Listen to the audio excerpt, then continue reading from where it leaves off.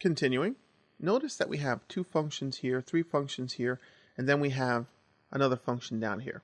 Now you normally don't do that. You put your functions, like I said, in another file. You put them at the top of the page or the bottom of the page. It doesn't matter. These functions are like little programs themselves, and they won't even execute until you actually call the function here. You can't do anything with this. If you didn't call add, for example, add function would never ever execute because it's only there when you need it. And it helps you that you don't have to write this over and over and over again.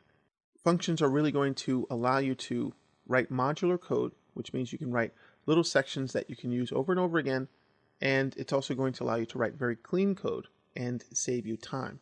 Other people can write functions for you, and then they can pass them on to you in libraries, and then you can use them as you want, or vice versa.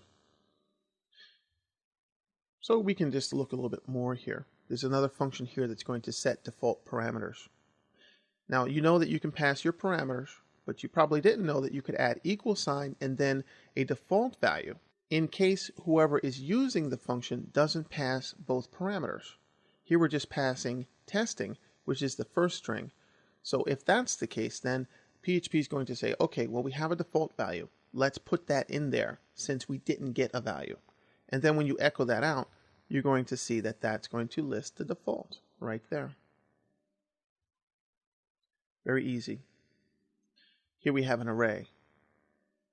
You can pass an array in, and we're going to do that. Check array.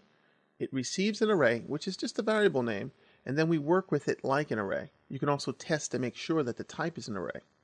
What this does is it loops through and actually processes the information there, and then it's going to return the array in reverse. And the array isn't going to be modified, the original array. We're only reversing the internal array, and that's important to move on to the next level of functions. So we'll peek at that. And you see we have some output here, output many times. So let's look at what happens here. That's one function, echoing out the values. And then we have the check array here, which is calling that function with the array. So that's the first list that we see here. 0, 1, 2, apples, ice cream, Danish, semicolon separated there, as we have output here.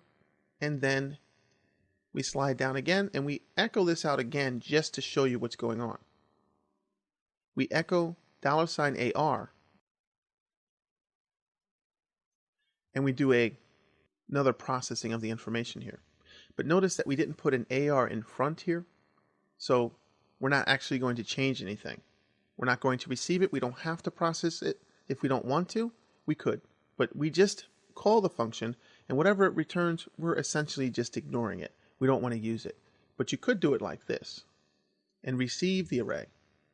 And this is just going to echo out the original for the second. The third,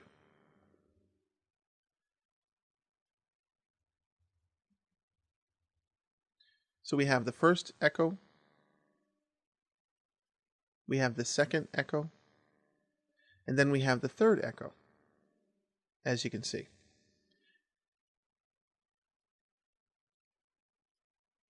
Now when we call this again, notice here that when we look at the third echo, it is still in the right order. Well, that third echo is what is processed in the function itself, as we're used to. So it's calling it again. So don't be confused by saying, I'm expecting this to be in reverse. Well, it still has to call the function, echo out what the function received from this parameter, and then whatever is returned, we're passing back into the original array, so we're changing the array. But we're going to need to take a look at the fourth set of echo statements here. 1, 2, 3, 4, and look at that. They're reversed. That's because we call the reverse, and then we return that reversed array, and we happen to set it again to the same array variable. So we overrode it. We didn't have to do it that way, but we did. And that is how we change the array. There are other ways to do that with passing by reference. Passing by reference is a more advanced way of doing things, but I will mention it here. It allows you to actually put this ampersand there, and it allows us to actually change the array that was passed in. If we change it inside the function, it's actually going to update that variable and it's going to go back out externally. Well, that's important to know, because instead of returning it with the return statement, as you can see here, no return statement, we're actually still going to reverse the array, and the value that we return back is going to be reversed. And you can see this is check array 2, check array 2. We're not actually going to return the array. We're going to call the function past the array, and this array is going to be updated, as you can see here. And here you see the original output, and then it's reversed, and originally back in place to what it used to be. So we're reversing the reverse. So that's how you would return that. Pass that ampersand in, and you can see we do it again here. These can be changed, meaning the sources can be changed back when you get back to the actual page, and this one won't be. So we're doing that here, and everything's going to be processed as we need to. Now in this example, we have something that we can work with when we actually return something based on a variable that we have internally. But this Boolean doesn't have any value that's set inside here. So you have to make note of that you need to have everything inside here or use global variables where you can use the variables that are outside of this particular function. Well, you don't set that here, but it's one way to actually return true based on what that value is. But just letting you know that you should have variables here that aren't going to mess you up. Make sure your variables are local or use global.